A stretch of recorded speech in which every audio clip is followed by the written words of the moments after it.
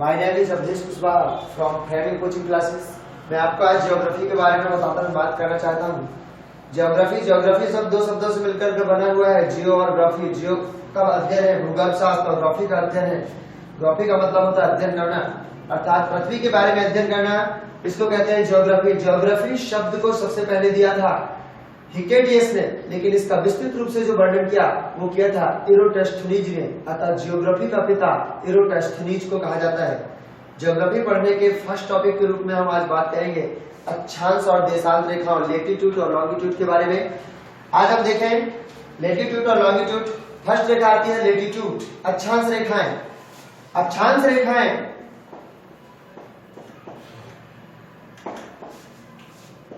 रेखाएं या लेटीट्यूड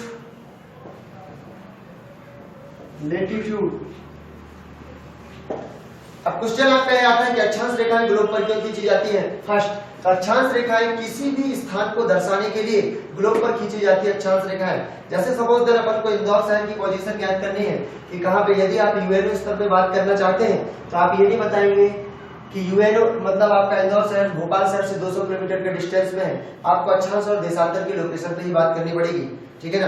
तो अक्षांश रेखाएं ग्लोब पर खींची गई किसके लिए, किसी भी स्थान को दर्शाने के लिए। जैसे आपका प्लेन चलता है, प्लेन के अक्षांश और देशांतर के थ्रू ही चलता है, ठीक है। उस पे पैरामीटर होता है कि किस डिग्री अक्षांश पर आपका प्लेन कौन से डिग्री अक्षांश पर है, आपको जाना किस डिस्टेंस पर है, कौन से अक्षांश और डिस्टेंस पर। ये आपको दर्शाने के लिए ग्लोब पर अक्षांश और देशांत रेखाओं की आवश्यकता होती है।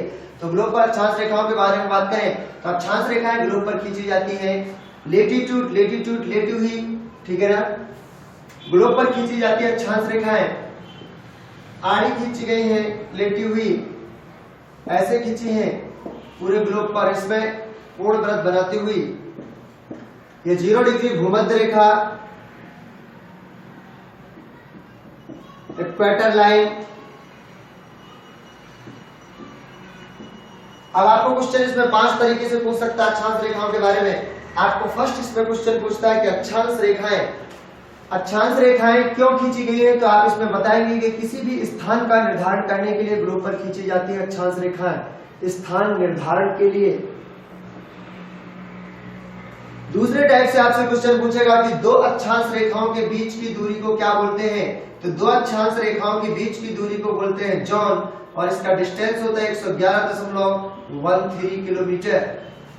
तो आप बात करें डिस्टेंस तो आपने बोला जॉन और डिस्टेंस से 111.13 किलोमीटर।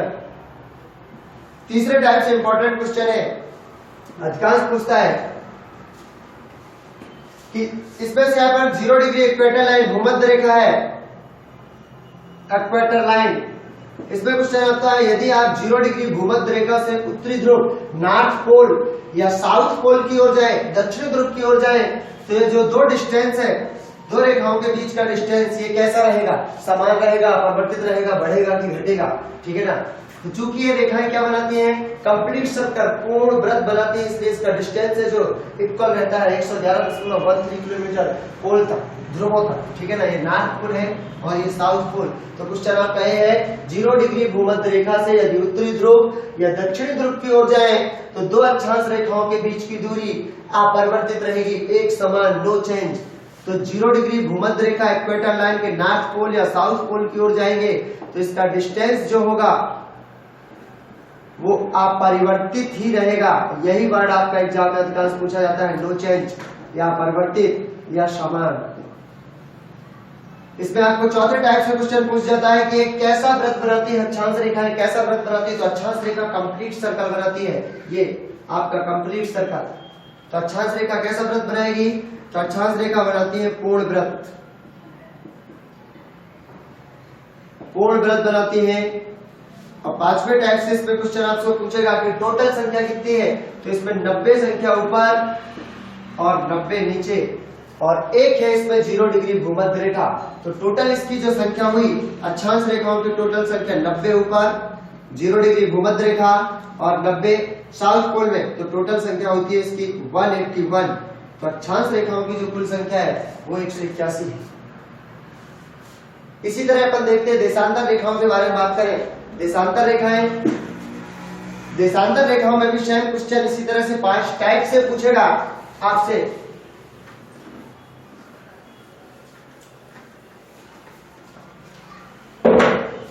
देशांतर रेखाएं ग्लोब पर क्यों खींची गई? तो देशांतर रेखाएं मतलब लॉन्गिट्यूड,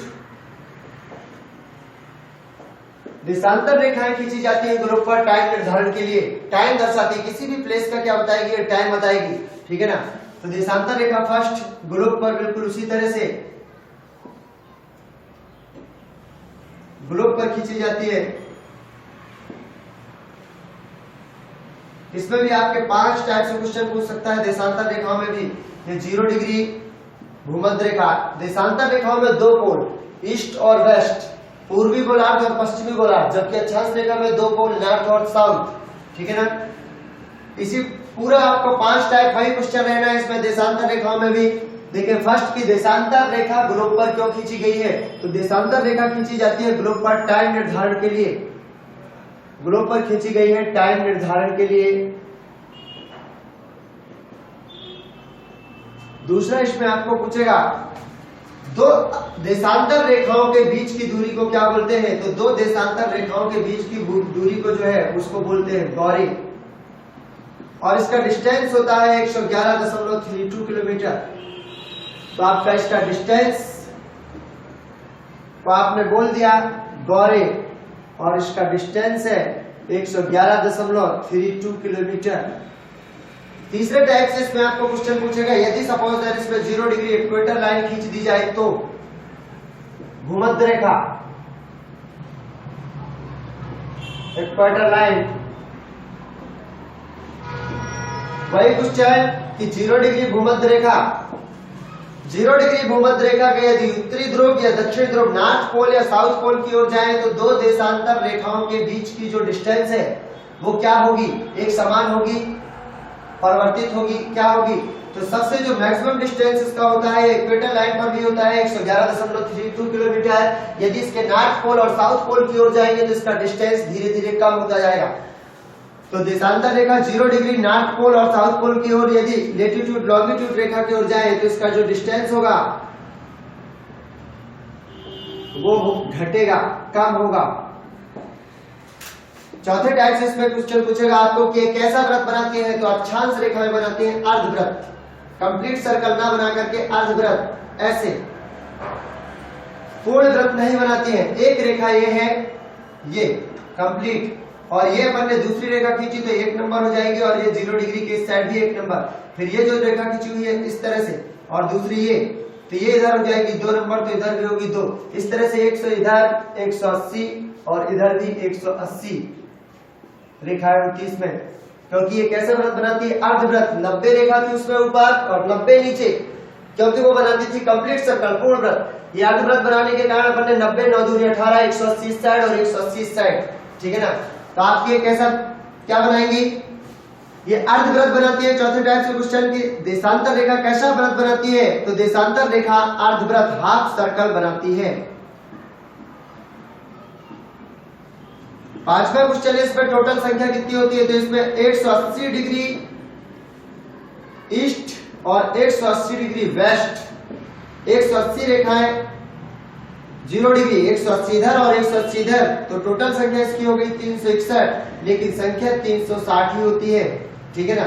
क्योंकि इसमें 180 डिग्री रेखा को, 180 डिग्री जो लाइन है इसको ओनली 1 टाइम ही काउंट करना है, टाइम काउंट करना है। क्यों? क्योंकि इसका देखिए, इसका रीजन सबसे बड़ा इंपॉर्टेंट, अधिकांश इंटरव्यू में क्वेश्चन पूछता है कि 361 क्यों नहीं रेखा है, 360 ही क्यों?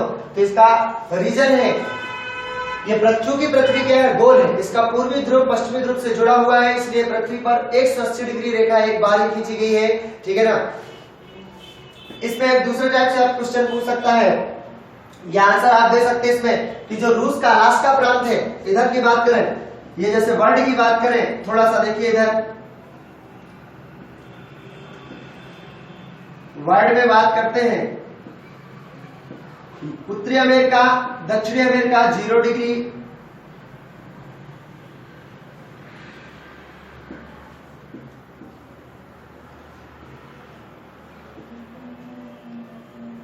ये जो रूस का है प्रांत, ये वाला प्रांत, ये अमेरिका के अलास्का प्रांत से जुड़ा हुआ है, ये वाला प्रांत और ये वाला प्रांत, ठीक है। ये रूस का प्रांत है। शार्क महासागर, यूराल पर्वत इसको अलग करता है। एशिया महाद्वीप, यूरोप महाद्वीप, उत्तरी अमेरिका, दक्षिणी अमेरिका, अफ्रीका और ऑस्ट्रेलिया, नीचे अंटार्कटिका। इसकी बात करें 180 डिग्री रेखा चूंकि एक बार खींची गई है क्योंकि पृथ्वी गोल है। इसका जो रूस का प्रांत अमेरिका के अलास्का प्रांत से जुड़ा हुआ है और जो बेरिंग जल संधि के द्वारा आपस में जुड़ा हुआ है, ठीक है ना। इसका आप जवाब ये दे सकते हैं। रीजन यही है कि 361 ही पूछता है आपको, आप इसका बता सकते हैं कि 360 होती है क्योंकि पृथ्वी गोल है। इसका पूर्वी ध्रुव पश्चिम ध्रुव से जुड़ा हुआ है। रूस का प्रांत अमेरिका के अलास्का प्रांत से जुड़ा हुआ है, इसलिए 180 डिग्री रेखा को ओनली वन टाइम में काउंट करते हैं, 2 बार काउंट नहीं करना है। Okay, thank you.